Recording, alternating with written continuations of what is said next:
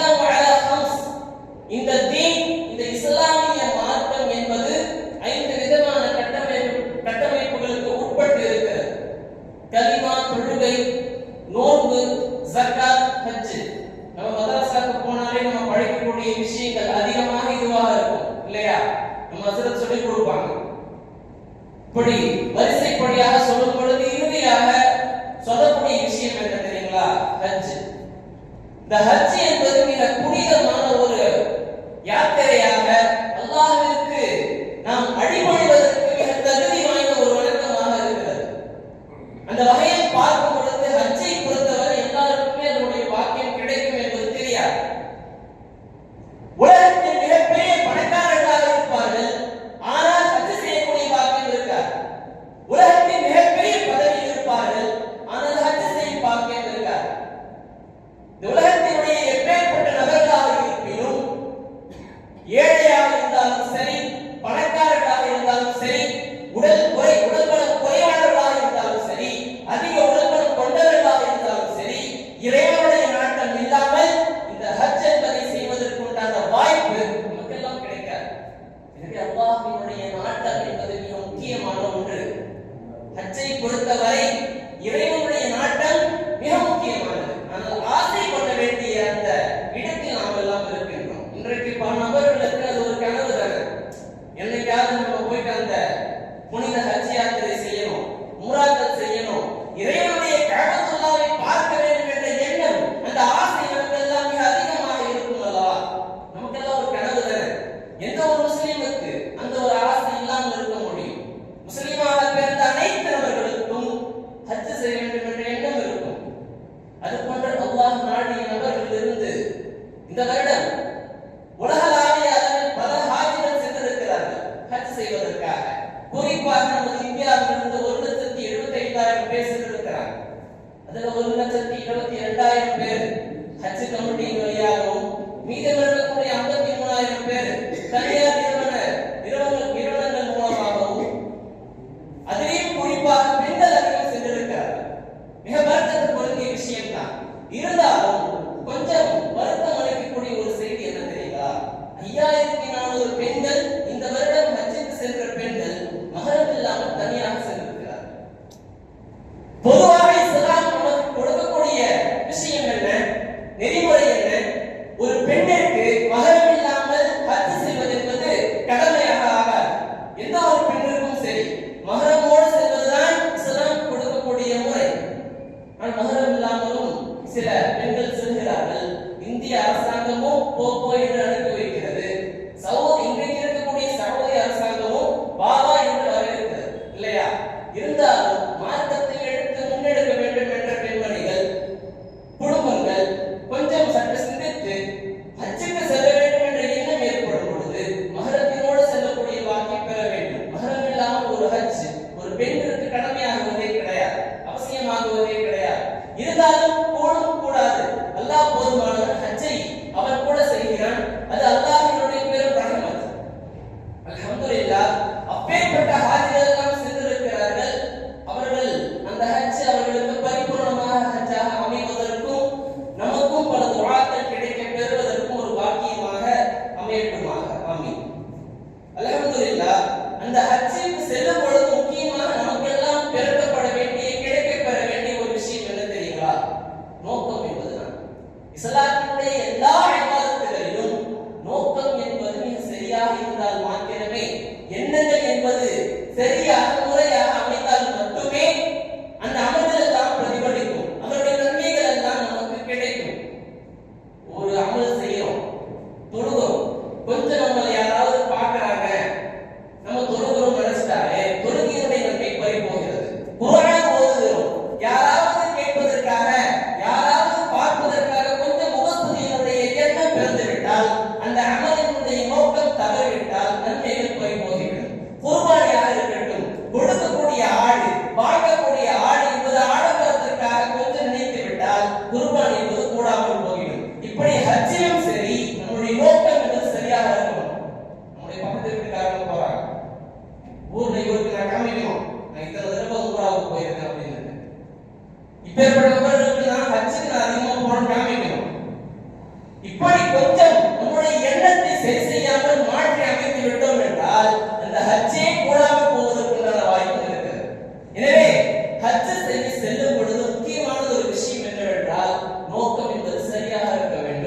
இறைவன் நம்மிடத்தில் பார்க்கக்கூடிய ஒன்று. நம்ம எவ்வளவு பெரிய அமல் செய்தாலும் சரி, இறைவன் உங்களிடத்தில் பார்ப்பது ஒன்றை மட்டுமே, உங்களுடைய உள்ளத்தை மாத்திரம் பார்க்கின்றான். உங்களுடைய உறவுகளையோ உங்களுடைய உடல்களையோ உங்களுடைய வடிவமைப்புகளையோ பார்ப்பது கிடையாது. மாறாக உங்களுடைய எண்ணங்கள், உங்களுடைய தக்குவா, இறையச்சத்தை மாத்திரம் பார்க்கக்கூடிய இறைவன். அதற்கு தான் நமக்கு கோடி. நம்ம ஹஜ்ஜுக்கு போனாலும் சரி, குர்பானி கொடுத்தாலும் சரி, என்ன செஞ்சாலும் சரி, உங்களுடைய நியத்தை மட்டுமே இறைவனிடத்தில் கூடிவிடுத்தார். உங்களுடைய உள்ளம் சொல்லக்கூடிய வார்த்தைகள் தான் இறைவன் கேட்கக்கூடியவனாக இருக்கின்றான். எனவே அதை நாம் சிந்தனைக்கு கொண்டு வர வேண்டும். அப்பேற்பட்ட ஹஜ்ஜை மபூராக நாயகம் ஸல்லல்லாஹு அலைஹி வஸல்லம் அவர்கள் சொல்வார்கள் இல்லையா, ஹஜ் செய்வதில் அந்த ஹஜ் என்பது இறைவனிடத்தில் ஒப்புக்கொள்ளப்பட்ட ஹஜ்ஜாக இருக்க வேண்டும். அப்பொழுதுதான் அந்த ஹஜ் ஒப்புக்கொள்ளப்பட்ட ஹஜ்னா என்னங்க? போகும்போது மட்டும் இல்ல, திருப்பி வந்ததற்கு பின்னாலும் தொழுகைக்கு வரணும், சரியான முறையில் ஃபஜ்ர் தொழுகணும், சரியான முறையில் எல்லாமே சக்காத்து கொடுக்கணும், நோன்பு வைக்கணும், எப்பொழுதும் இந்த அமலை விட சற்று அதிகமாக இருக்க வேண்டும். சென்று வந்த பிறகும் பாவத்தில் ஈடுபடாமல், சும்மா நம்ம ஹஜ்ஜுக்கு போனோம், பாவத்தை எல்லாம் கழிச்சிட்டு இதுக்கப்புறம் நன்மைகளை செய்யக்கூடாதுன்ற எண்ணத்தில் ஹஜ் செய்யக்கூடாது. போயிட்டு வந்ததுக்கு அப்புறம் நம்ம எப்படி இருக்க வேண்டும் என்று நமக்கு ஒரு கட்டளை இடுகிறோம் அல்லவா, நம்ம அமல்களை ஏற்றி கொண்டிருக்கிறோம் அல்லவா, அதுதான் ஹஜ்ஜை மப்ரூர் என்பார்கள். அதுதான் ஹஜ் மப்ரூருக்கு உண்டான, அதாவது ஏற்றுக்கொள்ளப்பட்ட ஹஜ்ஜுக்கு உண்டான ஒரு அடையாளமாக இருக்கிறது. அல்லாஹ் சுப்ஹானஹு வ தஆலா அந்த ஹஜ் செய்யக்கூடிய ஹாஜிகளுக்கு கொடுக்கக்கூடிய வெகுமதி, ஒரு உண்மையாக இக்லாஸான நியத்தோடு ஹஜ் செய்யக்கூடிய மக்களுக்கு நபிகள் நாயகம் ஸல்லல்லாஹு அலைஹி வஸல்லம் அவர்கள் கூறுகிறார்கள், அன்று பிறந்த தாய்க்கு பிறந்த பாலகனை போன்றவனாகிறார். இன்னொரு ஹதீஸில் திருமதியில் பதியப்பட்டுள்ளது, அவர்கள் அல்லாஹ்வினுடைய விருந்தாளிகள், அவர்கள் அல்லாஹ்விடத்தில் எது கேட்டாலும் அல்லாஹ் கொடுப்பான், எது கேட்டாலும் கொடுப்பான், அந்த ஹலாலான ஹாஜத்துகளை நிறைவேற்றுவான். அல்லாஹ்விடத்தில் பாவ மன்னிப்பு கேட்டால் அதற்கு பாவ மன்னிப்பு கொடுப்பான், பிறருக்காக துஆ செய்தால் அந்த துஆவை ஏற்றுக்கொள்ள செய்வான். எனவே ஹஜ்ஜுக்கு போறவங்க கிட்ட நம்ம எதை கேட்கிறோமோ இல்லையோ, பேர்ச்சம்பளம் கேட்கிறோமோ இல்லையோ, இல்ல வேற ஏதாவது பொருட்கள் கேட்கிறோமோ இல்லையோ, துஆவை கேட்கணும். எனக்காக வேண்டி துஆ செய்யுங்க. போகக்கூடிய சந்தர்ப்பம் இல்லை என்றாலும், பாக்கியம் இல்லை என்றாலும், அல்லாஹ் கொடுக்கவில்லை என்றாலும், அந்த இடத்தில் இருந்தால் நாம் என்ன கேட்க வேண்டும் என்று நினைத்தோமோ அதை போவதற்கு சொல்லி அனுப்ப வேண்டும். அதுதான் அதில் இருக்கக்கூடிய மிகப்பெரிய ஒரு பரக்கத். அடுத்த கேட்டகரியா ஒரு விஷயம் நம்ம வரும். இன்னைக்கு நிறைய பேர் நினைக்கிறோம், நம்மளாம் ஹஜ்ஜுக்கு போகக்கூடிய பாக்கியமே கிடைக்கலையே. அது நிறைய காரணங்கள் இருக்குது. சில பேருக்கு வசதி குறைபாடு, உடலுடைய பிரச்சனைகள், உடல்நலம் சரியில்லாமல் இருக்கும், ஏதேனும் சிக்கலான சூழலில் இருப்பார்கள். சில பேர் பணம் இருந்தும் செல்ல முடியாது, பணம் இருந்தும் ஒரு பலம் இருக்காது, உடல் பலம் இருந்தும் பணம் இருக்காது, இப்படி எல்லாம் பல சிக்கல் இருக்கும். ஆனால் நம்ம ஆசை வைக்க வேண்டியது நம்மளுடைய பொறுப்பு. நம்மளால செல்ல முடியாது அப்படி நம்மளே நம்மளை நினைச்சுக்க கூடாது. எப்பொழுதுமே நம்முடைய உள்ளத்தில் ஆசை என்பது வைக்க வேண்டும். ஆசை வைத்தோம் என்று சொன்னால் அல்லாஹ்விடத்தில் ஹஜ்ஜுக்கு செல்ல வேண்டும், புனித யாத்திரை செல்ல வேண்டும், அந்த காபாவை தன்னுடைய கண்களால் காண வேண்டும் என்ற அந்த ஆசை பிறந்து விட்டதென்றால் அதற்குண்டான வாசல்களை திறந்து வைப்பது இறைவனை பொறுப்பு. நம்முடைய கடமையெல்லாம், நம்முடைய நினைப்பெல்லாம் ஆசை வைக்கிறது மட்டும்தான், துஆ செய்வது மட்டும்தான். கொண்டு செல்வது அவரிடத்தில் இருக்கிறது, நம்ம கையில இல்லை. பணம் இருந்தாலும் சரி போக முடியுமா? அல்லாஹ் நாடணும். உடல் பலம் இருந்தாலும் சரி போக முடியுமா? அதற்கு உண்டான வசதிகளை கொடுக்கணும். எல்லாமே இருக்கும் கூட போக முடியாம இருக்காங்க எவ்வளவு பேர். எல்லாமே இருக்கும், செல்ல முடியாது. அதற்கான காரணங்கள் அவர்களிடத்தில். செல்வதற்கு உண்டான நாட்டம் இறைவனிடத்தில். அது காசு பணங்கள் என்பது தீர்மானிப்பது கிடையாது. ஹஜ் செல்வதற்கு நாம நினைத்துக் கொண்டிருக்கிறது தெரியுமா? காசு பணம் இருக்கணும். காசு பணங்கள் என்பது ஹஜ்ஜுக்கு செல்வதை தீர்மானிக்கும் இடத்தில் இல்லை. இறைவனுடைய நாட்டம் மாத்திரமே அதை தீர்மானிக்கக்கூடியதாக இருக்கிறது. அல்லாஹ்விடத்தில் நம்ம கேட்கணும், ஆசைப்படணும். எந்த அளவுக்கு ஆசைப்படணும் சொன்னா, இமாம் கஸாலி ரஹ்மத்துல்லாஹி அலைஹி அவர்கள் கூறுகிறார்கள், அல் ஈமான் மஸ்பூகுன் லிமன் லா யஅஷ்குல் ஹஜ். ஒரு மனிதனுடைய ஈமான் என்பது சந்தேகத்திற்கிடமானது. எப்பொழுது அவனுடைய உள்ளத்தில் சிறிதளவு கூட ஹஜ் செல்ல வேண்டும் என்ற ஆசை பிறக்கவில்லை என்றால், ஒரு மனிதனுக்கு ஹஜ்ஜுக்கு செல்லணும்னு ஆசை வரல, ஒரு முஸ்லிமுக்கு அப்படின்னு சொன்னா அவனுடைய ஈமானே சந்தேகம் இருக்கு என்று சொல்லும் அளவிற்கு அவ்வளவு பெரிய ஆசை என்பது நாம் ஹஜ்ஜுக்கு செல்ல வேண்டும் என்று இருக்க வேண்டும். ஏனென்றால் நம்மை கொண்டு செல்லக்கூடிய இறைவன்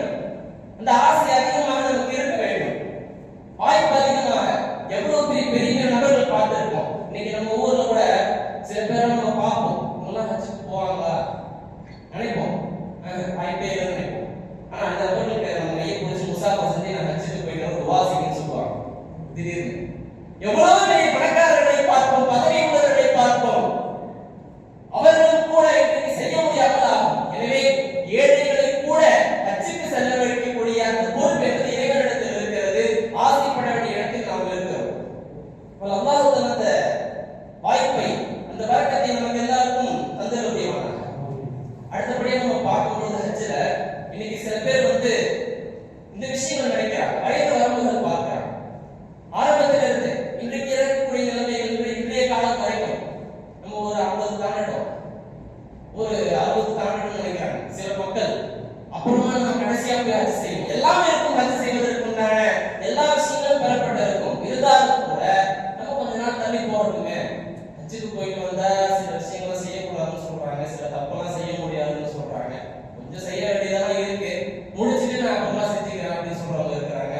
இன்னும் சில மக்கள் இருக்கிறாங்க, வீட்டுல அந்த கல்யாணம் நடக்கணும், அது இந்த ஃபங்க்ஷன் நடக்கணும், இல்லை இந்த வீடு கட்டணும், ஏதாவது ஒரு காரணம், ஏதேனும் உலக சூழலை வைத்து, உலக காரணங்களை வைத்து ஹஜ் செல்ல சக்தி இருக்க முடிந்தும் கூட செல்லாமல் இருக்கக்கூடிய நபர்கள் எவ்வளவு பேர் இருக்கிறாங்க. ஹஜ்ஜை பொறுத்த வரைக்கும் சீனியாரிட்டி கிடையாது. இன்னைக்கு சில மக்கள் வீடுகள் சொல்லக்கூடிய வார்த்தை தெரியுங்களா? முதல்ல பாவா போகட்டும், முதல்ல தாத்தா போகட்டும், அம்மா போகட்டும், பாட்டி போகட்டும், இப்படி சீனியாரிட்டி வைக்கிறாங்க. அதாவது அவங்க முதல்ல போறாங்க, நான் எப்படி போறது? ஒரு பையனா அவங்க முதல்ல போறாங்க, நான் எப்படி போறது? ஹஜ்ஜை பொறுத்தவரை, இபாதத்துகளை பொறுத்தவரை சீனியாரிட்டி என்பது கிடையாது. எந்த ஒரு இபாதத்துகளையும் சரி, ஒரு சஃப் இருக்குது, எல்லாம் பரிபூர்ணமாக முதல் சஃபத்தை நன்மையினுடைய அளவு பற்றி நாம் கேள்விப்பட்டிருப்போம். இப்போ ஒரு ஆள் தான் உட்காரணும், தந்தை இருக்கிறாரு, தந்தை உட்காரணும், மாணவனாகி நீங்க போய் முதல்ல உட்காரணும்னு கேட்டா நாம தான் முந்தி கொண்டு போய் உட்காரணும், தந்தை பின்னால் உட்கார்ந்து பரவாயில்லன்னு நினைக்கணும். ஏன்னா இபாதத்துகளை பொறுத்தவரை, ஹஜ்ஜை பொறுத்தவரை நாம் தான் முன்னாடி இருக்கணும், நாம தான் நம்மளுக்கு முந்தி கொள்ளணும். அப்படி நம்ம சொல்ல முடியாது, அப்படி காரணங்களை நம்ம எழுப்பக்கூடாது. எனவே அதை பற்றி சிந்தனைக்கு கொண்டு வர வேண்டும். அவ்வளவு பெரிய புனிதமான அமல் கொடுக்கக்கூடிய பாக்கியம் இது எந்த அளவுக்கு மகத்துவம் வாய்ந்தது. இமாம் கஸாலி ரஹ்மத்துல்லாஹி அலைஹி சொல்லுவார்கள், ஒரு மனிதன் நான் அல்லாஹ்வுடைய அடிமை, அவன் சொல்வதை கேட்கக்கூடிய அடிமை என்று தன்னுடைய அடிமைத்தனத்தின் உச்சக்கட்டத்தை காட்ட வேண்டும் என்றால் அது ஹஜ்ஜில் தான் காட்ட முடியும். எந்த ஒரு இபாதத்துக்கும் சரி, ஏன்னா அது அம்ரே தஅப்புதி என்பார்கள் அரபியில். இஸ்லாத்தில் இருக்கக்கூடிய பல இபாதத்துகளுக்கு அல்லாஹ் சொல்றான், நம்ம செய்வோம், இருந்தாலும் அதற்கு இருக்கக்கூடிய சில காரணங்களையும் நம்ம பார்க்கலாம். தொழுதா எக்ஸசைஸாகவும் காரணமாகும் இல்லையா? நோன்பு வைத்தா உடலுக்கு ஆரோக்கியம் என்பதாகவும் காரணமாகும். இன்னும் சில காரியங்கள் இப்படி நம்ம எது செஞ்சாலும் அதுல ஒரு காரியங்கள், அதுல ஒரு சயின்ஸ், ஏதாவது ஒரு பிரயோஜனம் என்பது நமக்கு இருக்கும். ஒரு செய்தால் சுத்தம் என்பது ஒரு பிரயோஜனமாக இருக்கும். இப்படி நிறைய விஷயங்கள் இருக்கிறது. என்றாலும் ஹஜ்ஜை பொறுத்தவரை அல்லாஹ் சொன்னார் நான் செய்வேன் என்று அந்த அடிமைத்தனத்தை வெளிப்படுத்தும் உச்சகட்டமாக அந்த ஹஜ் யாத்திரை திகழ்கிறது. அல்லாஹ் சொன்னா செஞ்சார், அவ்வளவுதான். காரணங்கள் எல்லாம் தேடக்கூடாது. நிறைய அமல்கள் இருக்கு, நம்முடைய அறிவுக்கு புலப்படாது, அறிவை கொண்டு யோசிக்க முடியாது, தீர்மானிக்க முடியாது. ஆனால் நாம் ஏற்றுக்கொள்ளணும், அதுதான் ஈமான், அதுதான் இறை நம்பிக்கை. அறிவுக்கு புலப்படாத வகையில் அமைந்திருக்கக்கூடிய இபாதத்துகளின் ஒரு பகுதி இந்த ஹஜ். ஏன்னா நம்ம போவோம், அங்க போயிட்டு தவாஃப் செய்வோம், சஅய் செய்வோம், தொங்கோட்டங்களும் சஃபா மர்வாவுக்கு இடையில ஜம்ராவுக்கு போவோம், கல்லேறிவோம், அரஃபா, மினா, முஸ்தலிஃபா அனைத்து இடங்களுக்கும் செல்லுவோம், எல்லா இபாதத்துகளையும் நிறைவேற்றுவோம், மொட்டையடிப்போம், இப்படி குர்பானி கொடுப்போம், அனைத்தும் பார்ப்பதற்கு. ஆனால் காரணங்களை தேட முடியாது. இறைவன் எனக்கு சொன்னான், நான் செய்வேன் என்றுதான் இருக்கு இல்லையா? அதனால இமாம் கஸாலி ரஹ்மத்துல்லாஹி அலைஹி சொல்வதுண்டு, இந்த ஹஜ் மாத்திரம் ஒரு அடியான் தன்னை முழுவதுமாக நான் அல்லாஹ்வுடைய அடிமை என்ற அடிமைத்தனத்தை வெளிப்படுத்தும் ஒரு பொருட்டாக இருக்கிறது இந்த ஹஜ். அல்ஹம்துலில்லாஹ். இன்னும் சிலருக்கு ஹஜ் மரணம் போன்றதானே, ரொம்ப முடியாது. அந்த ஹஜ்ஜுக்கு போகணும்னு நல்லா நாடி இருப்பான், ஆசைப்படுவான். போனா மரணம் ஆயிடும் தெரியும், போனா இறந்து போயிடுவோம் தெரியும். இருந்தாலும் தன்னை அர்ப்பணித்து செல்லக்கூடிய நபர்கள் இருக்கிறார்கள் அல்லவா? எவ்வளவு பேர் இன்றைக்கு இருக்கக்கூடிய காலகட்டத்தில் நம்ம போய் நமக்கு ஏதாவது ஒன்றான நம்ம மீட்டெடுப்பதற்கு, நமக்கு முதலுதவி செய்வதற்கு, நமக்கு ட்ரீட்மெண்ட் கொடுப்பதற்கு, மருத்துவமனை அழைத்து செல்வதற்கு உண்டான வாய்ப்புகள், வசதிகள் அதிகமாக இருக்கிறது. ஒரு காலத்தில் செல்பவர்கள் திரும்ப வருவார்களா என்று கூட தெரியாது. கப்பல் பயணங்கள் எல்லாம் மேற்கொள்வதுண்டு. கப்பல் பயணங்கள் இங்கிருந்து மும்பைக்கு போயிடுவாங்க, மும்பையிலிருந்து கப்பல் பயணம் செய்வாங்க. அவ்வளவு கஷ்டம் உள்ளவர்கள் இருக்கிறார்கள். மும்பைக்கு பயணம் செய்து அங்கிருந்து கப்பல்ல போவாங்க. அப்படி கப்பலில் செல்லக்கூடியவர்கள் இருந்தாலும் கூட சற்றென்று அந்த விஷயத்தை நம்மால் தெரிந்து கொள்ள இயலாது. அங்கிருந்து ஏதாவது ஒருத்தர் வஃபாத் ஆயிட்டாங்க, மௌத் ஆயிட்டாங்கன்னு சொன்னா அங்கேயே கடல்ல கட்டி இறக்குவாங்க. ஜனாதா